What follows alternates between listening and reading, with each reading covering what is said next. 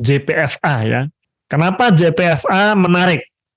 Oke, nah kita lihat dulu pergerakan harga saham JPFA dalam jangka panjangnya. Ini mungkin terlalu panjang ya. Mungkin di sini intinya saat video ini diambil, ini saya screenshotkan hari Rabu, masih hari Rabu atau Selasa ya, saya bikin materi masih 1185 tadi sore sebelum webinar saya cek udah di 1205 ya.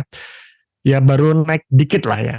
Di sini kalau kita ngelihat secara jangka panjang ya sebenarnya posisinya udah di bawah kan ya, dan kita akan melihat apakah ada potensi ke harga saham tertingginya di masa lalu kan gitu kan ya. Katakanlah seperti tahun 2021 lalu harga sahamnya menyentuh 2.200 ya udah oke banget kan ya, apalagi kalau bisa seperti tahun 2018 di 3.000. Nah itu kan yang jadi sasaran kita. Jadi saya ini termasuk cara saya analisa ya. Jadi saya dalam analisa saham ya pertama saya tetap akan lihat di story harga sahamnya juga. Apakah saat ini posisinya di bawah dan ada potensi kenaikan seperti harga masa lalu. Kemudian kita bandingkan kinerja saat ini dengan kinerja masa lalu. Ya sesimpel itu sebenarnya ya. Oke. Nah, kita coba bahas mengenai perusahaannya. Nah, JPFA atau Japfa Comfit ini ya, berdiri sejak tahun 71, jadi ini termasuk perusahaan yang sudah lama, bahkan saya belum lahir, ini sudah lahir. Jadi secara pengalaman sudah besar ya, pengalamannya sudah panjang. Dari tahun 71 sampai tahun 2023 pasti sudah melalui berbagai macam kondisi ekonomi, baik kondisi ekonomi yang sedang bagus ataupun sedang krisis. Artinya apa? Artinya kalau pengalaman perusahaan sudah sangat panjang berarti kita nggak perlu khawatir ya dengan kondisi ekonomi yang sejelek apapun katakanlah, perusahaan ternyata masih bisa survive sampai sekarang ya. Nah itu paling tidak kita ngelihat pengalamannya dari dulu sampai sekarang. Oke, kemudian JPFA sendiri sudah mulai go public itu tahun 89 ya. Saat itu masih ada dua bursa kita, Bursa Efek Jakarta dan Bursa Efek Surabaya. Sekarang udah jadi satu ya, Bursa Efek Indonesia. Ya, jadi perjalanan di bursa saham pun juga sudah panjang. Nah, sekarang kita bicara mengenai bisnisnya. Bisnis dari Japfa ini sangat lengkap ya, sudah terintegrasi dari hulu ke hilir. Bahkan sekarang udah ada beberapa segmen. Pertama ada segmen perunggasan atau poultry ini, kemudian ada budidaya perairan, dan ada peternakan sapi. Ya, jadi sudah sangat lengkap. Bahkan dari hulu ke hilir, dari produksi pakannya ya, pakan ternaknya, kemudian dari pembibitan ini gampangnya ini jualan ayam yang baru lahir ya, seringnya kita sebut sebagai DOC, day old chick, artinya ayam yang baru menetas ya itu pembibitan. Kemudian ada peternakan komersial alias jualan ayam broiler dan juga telur ayam gitu ya, kemudian sampai ke pengolahan jagalnya dan juga sampai ke produk konsumen, dalam artian sudah jadi barang-barang yang siap makan ya. Kita kenal dengan sosis sones, nah itu punyanya Japfa gitu ya. Nah jadi dari hulu ke hilir. Nah terus mana nih segmen yang memberikan kontribusi terbesar? Nah itu yang menjadi fokus kita. Jadi walaupun ada segmen dari hulu ke hilir, kemudian ada 3 segmen, tetap fokus kita adalah segmen yang punya kontribusi terbesar ya. Jadi kita bisa dikatakan kita sedikit abaikan yang kontribusinya kecil ya. Jadi kita fokus di kontribusi terbesarnya. Apakah kontribusi terbesarnya ini masih bisa menumbuhkan kinerjanya atau tidak? Nah itu yang jadi fokus kita. Nah dari sekian usaha tadi ternyata pakan ternak itu menjadi kontribusi terbesarnya ya, kontributor terbesarnya, yaitu pakan ternak mencapai 41% sendiri dari revenue JPFA. Kemudian yang kedua commercial farming atau peternakannya, dan selanjutnya yang lainnya ya. Bisa dikatakan komposisinya seperti ini. Nah, mungkin teman-teman bertanya, data ini saya dapatkan dari mana? Dari public expose-nya. Ya, jadi Japfa ini ada public expose-nya yang bisa teman-teman download di websitenya perusahaan. Ya, websitenya JPFA, di situ bisa teman-teman download, atau di idx.co.id. Ya, ini cukup lengkap ya, public expose-nya cukup lengkap, SMRA pun juga cukup lengkap, jadi sangat membantu kita dalam melakukan analisa. Tadi balik lagi ke sini ya, di sini teman-teman bisa lihat dari secara komposisi feed dalam artian ini adalah pakan ternaknya ini menyumbang terbesar ini sampai tahun 2022 ya. Kemudian breeding itu tadi pembibitan, kemudian di sini ada commercial farm dan juga ada poultry processing-nya ya. Jadi intinya di sini terbesar ini adalah dari industri pakan ternaknya. Yang kedua dari commercial farm-nya. Kemudian secara posisi market ya atau market share, Japfa ini menempati posisi yang kedua untuk di sisi pakan ternaknya ya.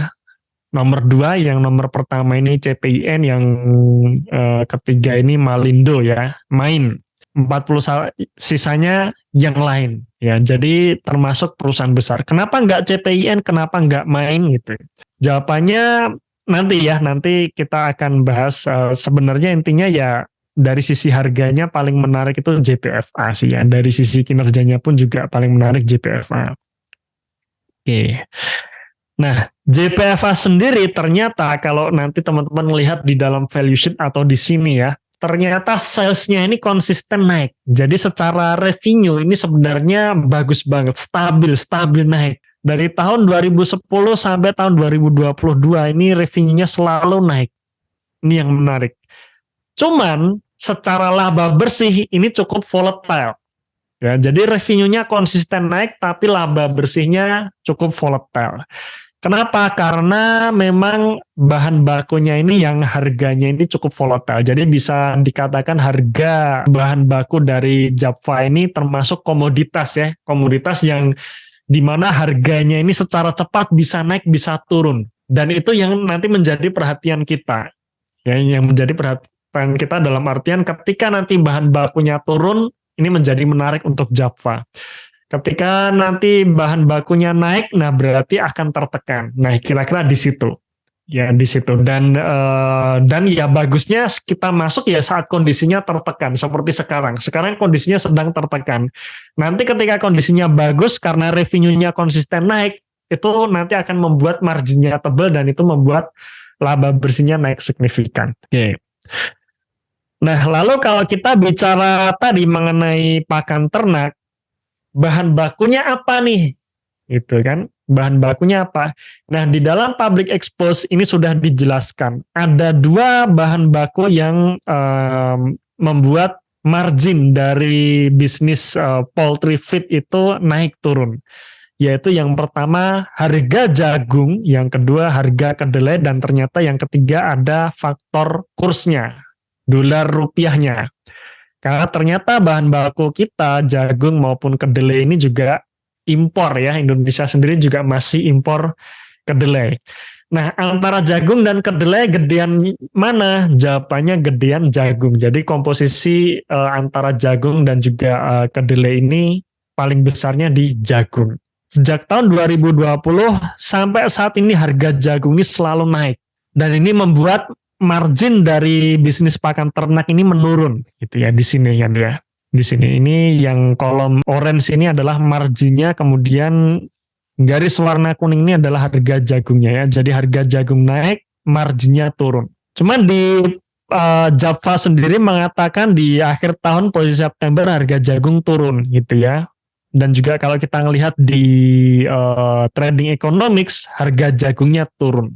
Tapi memang ini adalah harga jagung internasionalnya atau harga jagung globalnya. Faktanya kalau di Indonesia kita baca berita harga jagung masih mahal kan gitu kan ya. Harga jagung masih mahal. Cuman apakah Java ini dapat harga spesial alias Java ini impor sendiri atau tidak?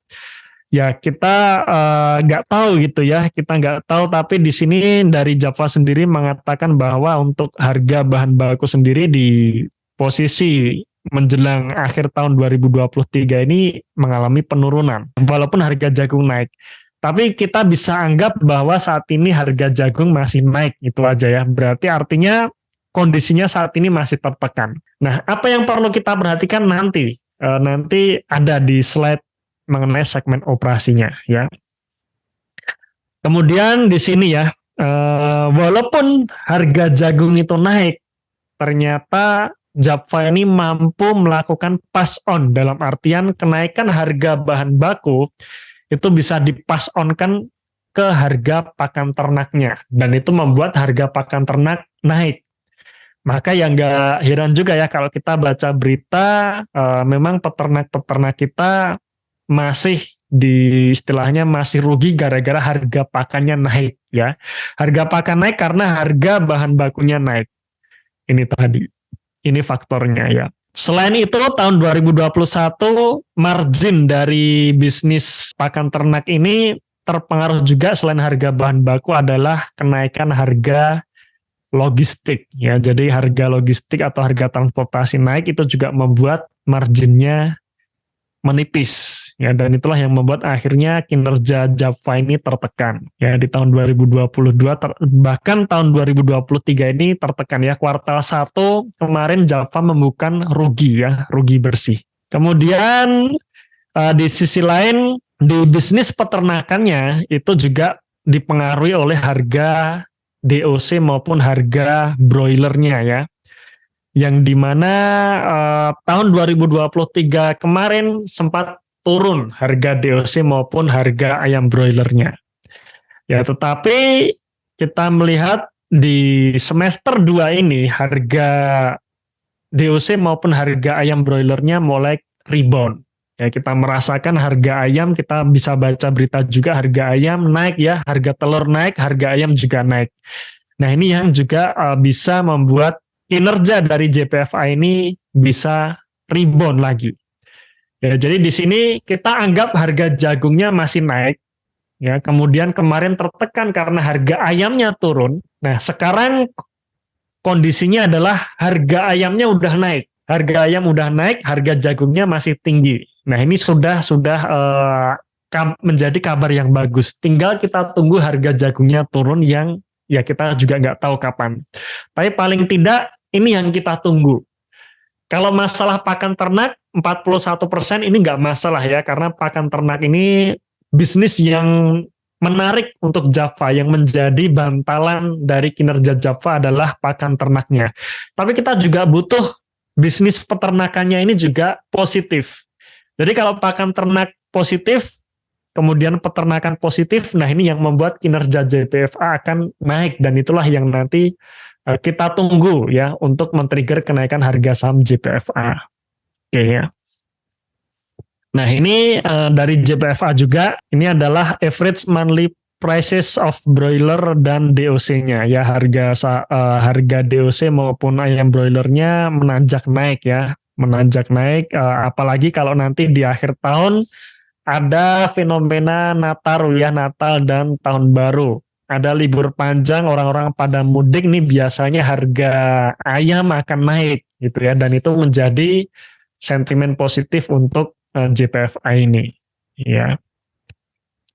Nah, oke, itu sekilas mengenai bisnisnya JPFA. Jadi kita tadi tahu JPFA ini 41%-nya kontributornya adalah pakan ternak, di mana pakan ternak ini sangat stabil.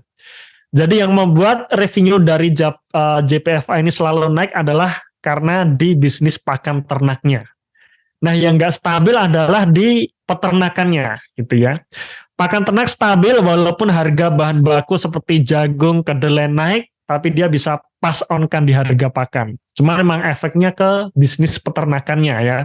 Karena di sini ada penjualan antar segmen, dalam artian divisi peternakan membeli pakan ternaknya dari divisi pakan ternaknya JPFA, dan itu membuat divisi peternakannya negatif ya. Jadi sampai kuartal 3 ini bisnis peternakannya negatif. Nanti kita bahas ya. Kita masuk dulu ke neraca ya. Jadi tadi kita bahas secara bisnis. Di sini berarti yang kita ingat-ingat untuk JPFA sentimennya adalah harga jagung, harga ayam gitu ya. Harga jagung, harapannya adalah harga jagung turun, harga ayam naik, membuat marginnya tebal. Harga jagung naik, harga pakan masih oke, masih naik ya, jadi masih positif, cuman peternakannya inilah, bisnis peternakannya yang akan menjadi negatif ya. Jadi yang kita tunggu salah satunya harga jagung turun, harga ayamnya tetap naik, dan itu yang membuat marginnya tebal gitu ya. Oke, nah sekarang kita masuk ke neraca perusahaan.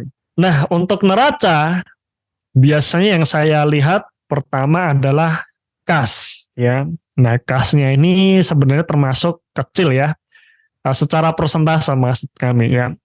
JPFA punya aset 34,8 triliun, kasnya 1,4 triliun.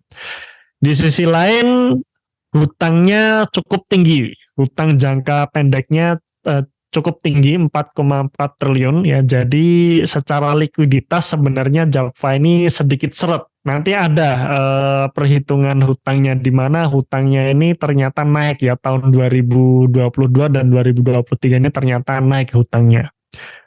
Ya, oke. Nah, seperti yang kita bahas juga di GMFI kemarin, ketika kita melihat secara likuiditas perusahaan itu seret, maka yang harus kita perhatikan adalah cash flow-nya.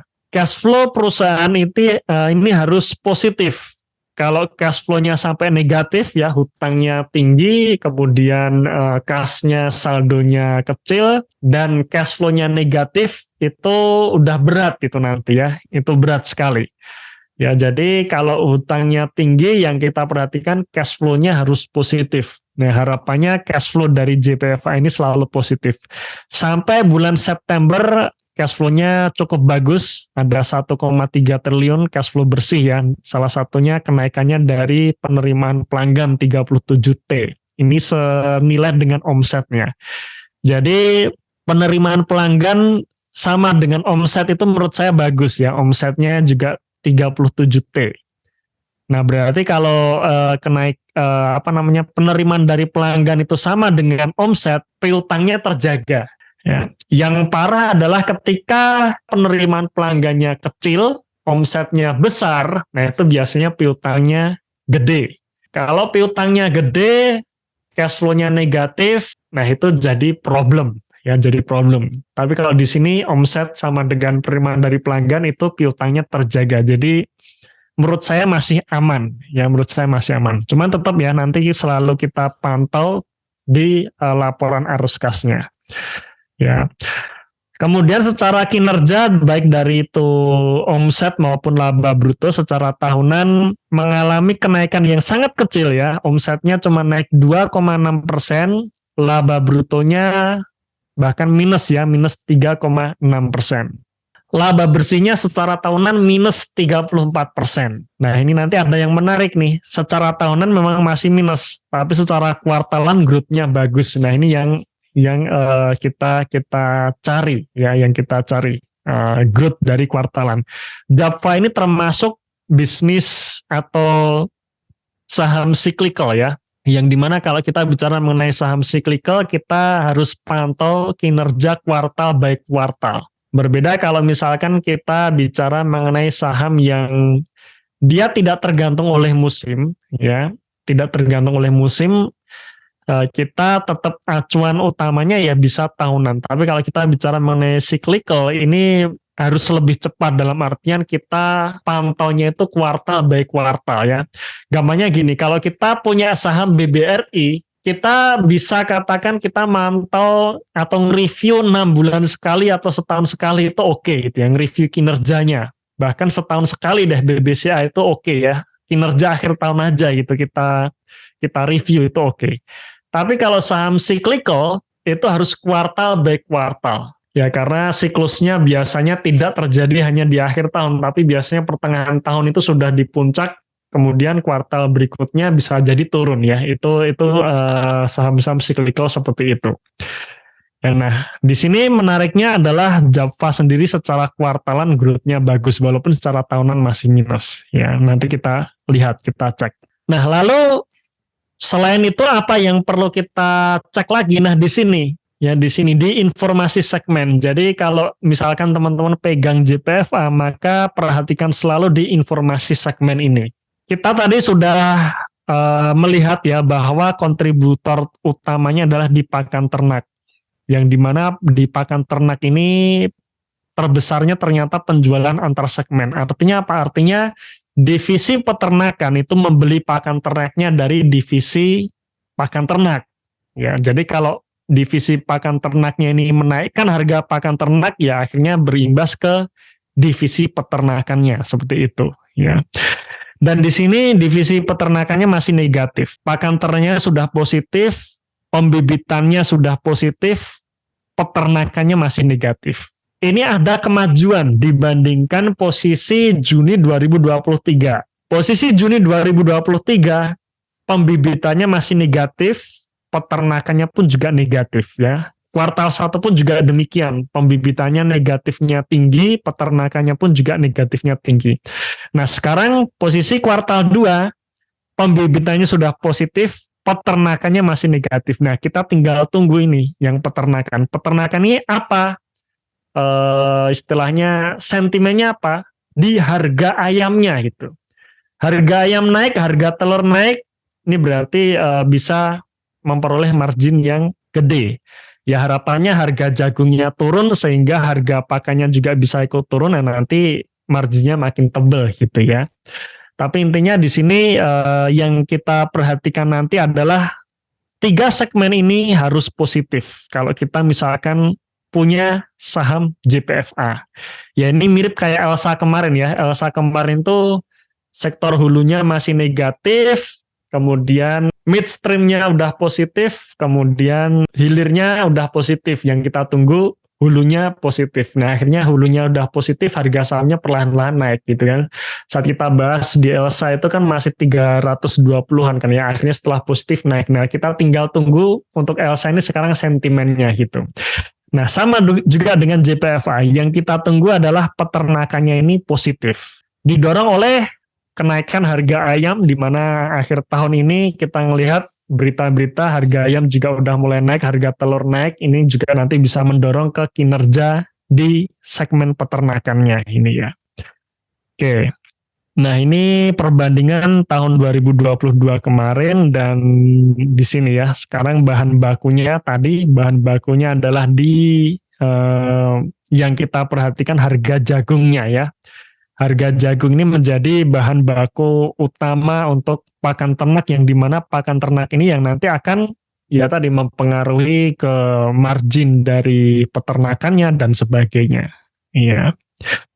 Nah oke, itu sekilas mengenai kinerja Java. Sekarang kita coba lihat secara valuasi ya. Valuasi Java. Ya ini sudah kelihatan ya untuk valuasinya ya. Nah Java ini yang menarik di mana? Nah, di sini yang saya katakan tadi, kinerja secara kuartalannya. Kuartal 1 kemarin, Java ini membukukan rugi bersih ya. Jadi rugi 200 miliar.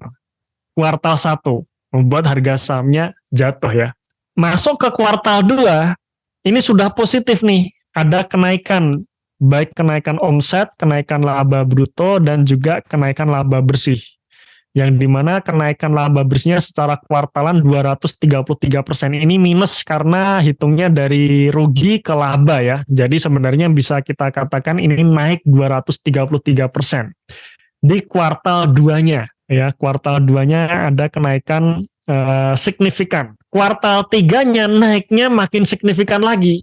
Omsetnya naik, kemudian laba brutonya naik, laba bersihnya naiknya signifikan lagi. Ya, jadi secara kuartal ini growth-nya bagus.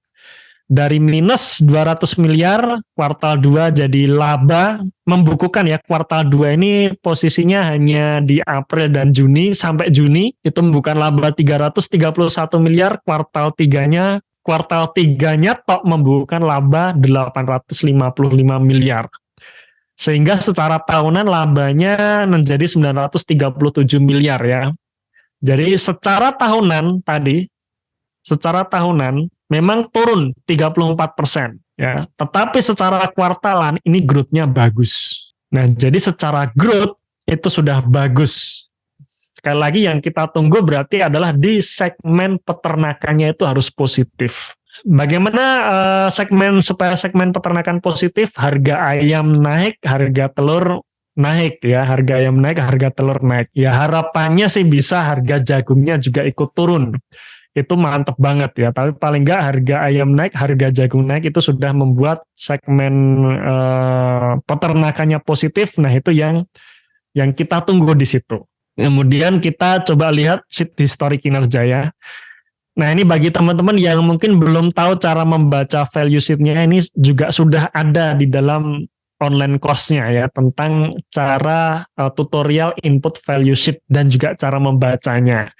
Jadi teman-teman bisa baca di sini karena data kuartalan ini yang menurut saya juga penting untuk kita lihat. Ya, jadi bukan hanya data tahunan saja, tapi juga kita perlu melihat data kuartalan. Ya. Nah, secara histori di sheet historik kinerja di sini, nah di sini teman-teman bisa lihat omsetnya Java ini bagus ya, selalu stabil naik. Tahun 2020 memang turun, tapi habis itu naik. Kita proyeksikan akhir tahun omsetnya naik 5% karena ini tadi ya, growth-nya bagus. Jadi kita proyeksikan di akhir tahun itu tidak ada tambahan revenue alias revenue-nya sama dengan kuartal 3 dan labanya lebih kecil dibandingkan kuartal 3. Nah, itu pun hitungan kita masih naik 5%. Oke, balik lagi ke sini. Nah, pendapatannya ini bagus karena tadi stabilnya di pakan ternak. Jadi pakan ternak ini menjadi kekuatan dari Java ya. Jadi walaupun harga jagung naik, ini bisa dipass on-kan di harga pakan ternak. Tapi memang akhirnya berimbas ke divisi yang lain ya, salah satunya ke segmen peternakan, karena segmen peternakan ini dia beli pakannya juga dari perusahaannya sendiri gitu ya, sehingga menggerus laba dari segmen peternakannya ya. Nah oke, itu kemudian nih laba bersihnya yang volatile. Kenapa? Karena imbas tadi harga bahan baku dan juga biaya lain-lain seperti yang kita sampaikan di slide tadi ya. Tapi intinya kita harapkan 2023 labanya katakanlah naik 5% saja gitu ya. Nah sekarang kita hitung valuasinya nih. Kira-kira kalau dengan laba naik 5% dengan kondisi sekarang di harga 1.200 ya. Atau kita anggap 1.250 lah ya. Berapa kira-kira valuasinya? Kita cek di sini. Nah oke, pertama kita lihat ROE-nya ya. Termasuk juga dividen yield-nya. Kita gedein juga. Secara ROE dari katakanlah laba tadi naik. Oke, secara DER dulu sorry ya. Secara DER di sini di historik kinerja di sini hutangnya naik ya. Sorry ya. Nah, secara nominal hutangnya naik. Ya, memang karena tertekan tadi. Kemudian DER-nya jadi 100%. Ya, di sini DER-nya 100%. Termasuk tinggi. Ya itulah kenapa resikonya cukup tinggi di sini ya. Jadi posisi saat ini secara DER 100% hutangnya naik. Makanya di sini kita perlu melihat laporan arus kasnya harus positif terus. Ya jangan sampai negatif. Kalau negatif itu sudah jadi problem ya karena hutangnya tinggi. Kemudian untuk ROE dengan laba yang naik 5% menunjukkan ROE 11%. Nah 11% berarti memang ini seperti tahun kemarin ya, anggap saja seperti tahun kemarin. Kemudian kita lihat tadi harga saham tertinggi itu tahun 2018 saat ROE-nya 21% ya, atau di tahun 2021 paling tidak saat ROE-nya 16%. Nah harapannya tadi kan secara kuartalan growth-nya bagus. Harapannya growth-nya ini bagus ini sampai tahun depan kan gitu. Sampai tahun depan, sampai nanti di kuartal 1 tahun 2024, kuartal 2 2024. Harapannya seperti itu. Jika itu sesuai skenario growth dari kuartalan, kan 2 kuartal berturut-turut growth-nya bagus nih. Berlanjut sampai tahun depan, ya harga sahamnya pasti sudah nggak di 200 di 1.200 lagi kan gitu kan ya. Kemudian secara PBV di harga 1.250 masih menunjukkan level PBV 1,1 kali, di mana ini adalah PBV terendah kan ya sejak tahun 2013 ya. Sejak tahun 2013 ini merupakan PBV terendah. Memang PBV terendah ini akan terus menjadi rendah ketika kinerjanya nggak naik. Nah, makanya tetap kita pantau kinerjanya, harapannya growth-nya terus turun ya. P rasionya 9 kali, dan ini juga P rasio terendah ya, terendah dari histori ya. Nah, jadi saat ini bisa dikatakan saat ini harganya sih masih under value dengan posisi kinerja yang sudah turn around. Bantalannya apa? Salah satunya ada dividen. Dividen dari JPFA ini bisa dikatakan memang volatile ya, tapi anggap saja sekitar 40% katakanlah. Misalnya nih, katakanlah 40% dari laba dibagikan dividen, berarti kira-kira masih ada potensi dividen yield itu 4%. Itu 4%, dan ini termasuk ya paling nggak bantalan dividen yang cukup oke ya kalau misalkan harga sahamnya nggak naik gitu ya. Nah, terus berapa targetnya kan gitu ya, harapannya kinerjanya ini terus naik sehingga tahun 2024 growth-nya bagus, ROE-nya naik. Ya kita lihat kalau harga 2000 berapa?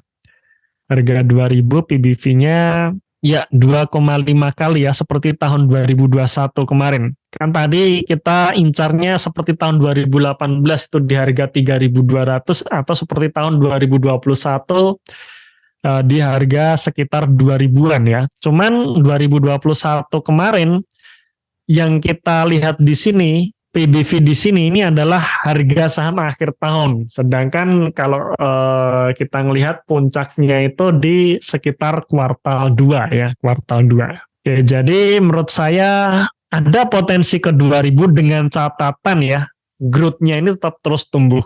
Ya, nah maka yang kita cari adalah di sini growth kuartalan ini ya, yang perlu kita perhatikan growth kuartalan ya, dengan 3 segmen tadi positif. Pakan ternak positif, kemudian pembibitan positif, kemudian peternakan positif. Nah, itu yang kita jadikan acuan jika kita punya saham JPFA ya, jika kita memiliki saham JPFA ya. Oke, jadi balik lagi ke sini ya. Maka kesimpulan dari JPFA, pertama, kinerja secara tahunan turun, tapi 2 kuartal berturut-turut mengalami kenaikan cukup signifikan. Ya, jadi kuartal 1 itu masih rugi, kuartal 2-nya labanya naiknya 200%, kuartal 3 labanya naik 100%. Ya, harapannya dengan kenaikan harga ayam nanti di akhir tahun kuartal 4 harganya makin naik lagi harapannya ya. Kinerjanya makin naik lagi. Jadi secara fase ini terkonfirmasi turnaround. Secara kuartalan karena sudah naik, ya terkonfirmasi turnaround. Kemudian secara risiko menurut saya tetap tinggi. Kenapa? Karena DER-nya 100 ya, hutangnya tinggi dengan saldo kas yang cukup minim, jadi likuiditasnya lumayan seret. Nah, kalau likuiditas seret, ingat selalu kita pantau arus kasnya ya, arus kasnya harus positif. Pendapatan dari pelanggan sebisa mungkin kita pantau atau kita maintain itu sama dengan omsetnya. Ya, tadi kan sudah kita sharingkan ya, omsetnya 37T, pendapatan pelanggan juga 37T. Nah, kalau pendapatan dari pelanggan 37 sama dengan omset, piutangnya terjaga. Ya, jadi piutangnya terjaga, karena kan semua omset kan tidak semua langsung jadi kas kan ya, ada yang sebagian jadi piutang. Nah, cuman sebagian piutang ada yang dilunasi. Nah, di situ harapannya selalu stabil di situ. Kemudian ya di bawah 1.300 atau harga sekarang aja 1.200 menurut saya murah ya, masih murah, under value. Tetap walaupun under value selamanya akan murah kalau kinerjanya nggak naik ya. Jadi nanti kalau misalkan kinerja kuartal 4 justru turun ya, kita jangan mengharapkan harga sahamnya naik gitu ya. Prospek 2023 kinerja masih turun, tapi 2024 kita akan melihat harusnya akan positif ya. Secara kuartalan 2 kuartal berturut-turut ini sudah bagus. Ya.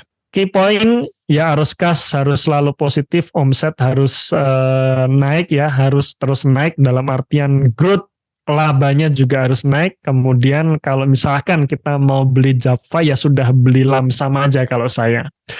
Ya lamsam. Kenapa? Karena tanda-tandanya udah kelihatan. Salah satunya harga ayamnya yang naik ya, dan itu yang harusnya bisa men-trigger kenaikan kinerja JPFA untuk posisi kuartal 4 nanti. Ya, tadi juga ada penjelasan. Jadi public expose tadi saya ambilkan dari penjelasan public expose untuk kinerja kuartal 3-nya, yang dimana ada rebound dari harga DOC maupun harga ayam itu di semester 2-nya ini. Nah, itu yang menjadikan kenapa secara kuartalan kinerjanya bagus, yaitu pemaparan dari manajemen dan kemungkinan sampai kuartal 4 nanti.